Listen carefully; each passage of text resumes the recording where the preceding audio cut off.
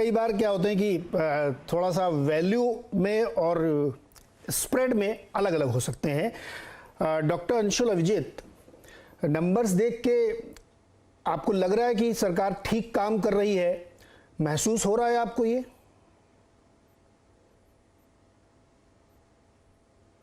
बिल्कुल नहीं है। मैं आदर करता हूं गोपाल जी का, लेकिन नंबर तो हमें कुछ और ही कहानी बता रहे हैं ना। देखिए, मुझे सबसे ज्यादा परेशानी है इस शब्द से रिकवरी जो बार बार इस्तेमाल किया जा रहा है, और एक तो बी शेप रिकवरी जो मुख्य आर्थिक सलाहकार हैं उन्होंने बार बार ये एक हफ्ते से ये ढोल पीट रहे हैं, B shape recovery, B shape recovery. सबसे पहले तो हमारी अर्थव्यवस्था अभी पटरी पे नहीं आई है। जो हो रहा है, जो आंकड़े हमें बता रहे हैं वो ये बता रहे हैं कि रिजम्पशन ऑफ इकोनॉमी है, मतलब कुछ आर्थिक गतिविधियों में शुरुआत हुई है, कुछ हलचल हुई है, कुछ बल आई है, थोड़ी सी ऊर्जा आई है। Resumption of economic activity recovery नहीं होता है। आप ये देख लेंगे कि वैसे भी हम तुलना कर रहे हैं, वीक बेस है, ये तो हम जानते ही हैं। और जिस वर्ष से हम तुलना करेंगे, अगर 2019 से जो प्री कोविड वर्ष था उसकी भी हालत बहुत खराब थी, वो बहुत खराब आर्थिक वर्ष था। मतलब बेरोजगारी 45 साल में सबसे ऊंची थी उस वर्ष में, मंदी के दौर पे हम पहुंच चुके थे। उस वर्ष से भी हम 10% कम है। बस उसके अलावा छोड़ दीजिए ये सब बातें। ये गलत फहमी होगी ये समझना कि अगर रिजम्पशन भी हो रहा है हमारी अर्थव्यवस्था में, वो सरकार की मैक्रो इकोनॉमिक नीतियों के कारण हो रहा है। बिल्कुल भी नहीं, बल्कि वो तो बिल्कुल फ्लॉप चली गई हैं। और वो मैं बताऊंगा क्यों। 1-2 मिनट मुझे वक्त दीजिए, मैं आस्ते आस्ते बताऊंगा क्यों वो बिल्कुल नाकाम रही हैं। सबसे पहले तो भाई रिजम्पशन इसलिए कि घर में तो लोग बैठ नहीं सकते भाई। जो गरीब हैं, जिनको दवाई का खर्चा देना है, वो हाथ पे हाथ रख के बैठ नहीं सकते, वो तो बाहर जाएंगे, कुछ कमाएंगे, अपने हालात पे रोएंगे तो नहीं। तो ये रिजम्पशन ऑफ इकोनॉमिक एक्टिविटी ये है।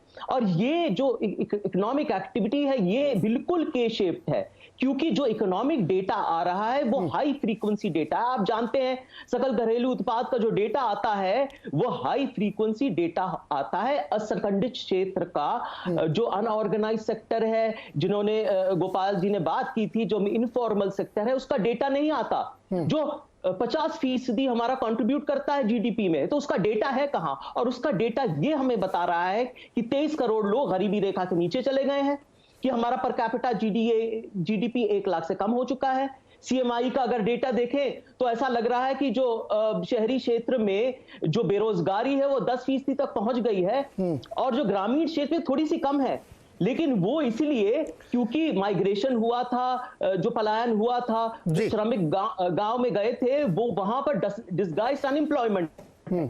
तो के शेप रिकवरी है। आप मत जाइएगा कि ये बूमिंग इकोनॉमी है, ये बूमिंग शेयर मार्केट है। मेरे पास बहुत सारे आंकड़े जो ये बताता है कि ये के शेप इकोनॉमी है। वो इसलिए है क्योंकि सरकार की जितनी भी नीतियां हैं जी, जितनी भी पॉलिसीज है, फिस्कल पॉलिसी की तो बात भूल ही जाइए। फिस्कल पॉलिसी जिनका जिक्र किया था वो तो है ही नहीं।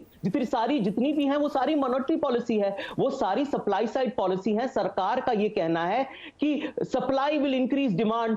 पुरानी सेज लॉस की बात वो अब कर रहे हैं, जो अब कोई पूछता भी नहीं है। जो प्राचीन जो इकोनॉमिक पॉलिसीज है उनकी वो बात कर रहे हैं, वो लागू कर रहे हैं, कुछ हुआ भी नहीं। अब देखिए 1 साल हो गए आत्मनिर्भरता का ढोल पीटते पीटते, क्या सुधार आया? मुझे बताइए। क्रेडिट स्कीम से सारी इंडस्ट्री तो डीलेवरेजिंग कर रही है, कोई इंडस्ट्री में इन्वेस्ट भी नहीं कर रहा है। जी सर, एक मिनट रुकिए ना। अरे अंशुल जी, एक राउंड जरा थोड़ा सा एक बार रिएक्शन ले ले, फिर कुछ और आंकड़े हमारे पास है ना, उसके बाद फिर खोलेंगे इसको। आपका जो के शेप रिकवरी की चिंता है उस पर भी हम जरूर आएंगे। यतीश जी, नंबर जो अब तक मैंने बताए, ई-वे बिल का नंबर बड़ा इंप्रेसिंग है, पावर कंजम्पशन बिल्कुल रिकॉर्ड हाई पे चल रहा है, उसकी वजह से कोल शॉर्टेज भी हो रही है, और जो ग्रोथ हम लोग को हमेशा आलोचना हम लोग करते थे कि प्री पैंडेमिक लेवल तो पहले हासिल करो, लगभग उसके आसपास पहुंच गए हैं। सेटिस्फाई लग रहा है आपको नंबर? ये सेटिस्फैक्ट्री है? 2-3 चीजें हैं नीरज जी जो बहुत ही अच्छा इंडिकेट कर रही हैं। एक तो मैन्युफैक्चरिंग सेक्टर में जो जंप आया है करीब 39.63% का, ये बहुत अच्छा है। कंस्ट्रक्शन सेक्टर में 68.3% का है। मैं ये फर्स्ट क्वार्टर की बात कर रहा हूँ 2021-22 के, जिसके नंबर अभी रिलीज हुए थे। ये 2 आंकड़े, और तीसरा आंकड़ा जो है वो है कि जो प्राइवेट कैपिटल फॉर्मेशन है, यानी कि जो इन्वेस्टमेंट है प्राइवेट सेक्टर से, उसमें 55% ग्रोथ हुई है।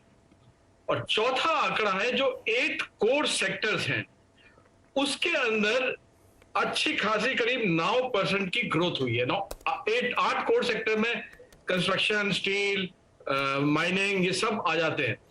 तो ये जो 4 आंकड़े हैं, मतलब एक आप इंडस्ट्री लेवल पे चले जाएं, इनका टर्न अराउंड होना, खासतौर से प्राइवेट कैपिटल फॉर्मेशन का, और ये बात हमने पहले भी की है कि जब तक प्राइवेट सेक्टर इन्वेस्ट नहीं करेगा, कैपेसिटी एक्सपैंड नहीं होंगी, तो एक्चुअल ग्रोथ नहीं होगी। सरकार की एक लिमिटेशन है कैपिटल फॉर्मेशन की और इन्वेस्टमेंट की। तो सरकार तो अपनी तरफ से इन्वेस्टमेंट कर रही है, बट जब प्राइवेट सेक्टर ने इस क्वार्टर में 55% इंक्रीज की अपनी इन्वेस्टमेंट, तो यानी कि अगर ये मोमेंटम कंटिन्यू करता है इस साल, पूरे साल 21-22 में, तो जो आईएमएफ की प्रोजेक्शन है कि हिंदुस्तान करीब 9.5% पे ग्रोथ करेगा।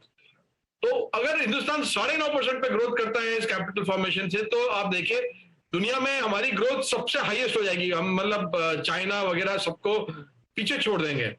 लेकिन इस मोमेंटम को मेंटेन करने के लिए कई चीजें होना और कई चीजें दुरुस्त होना अगले 3 क्वार्टर में बहुत जरूरी है।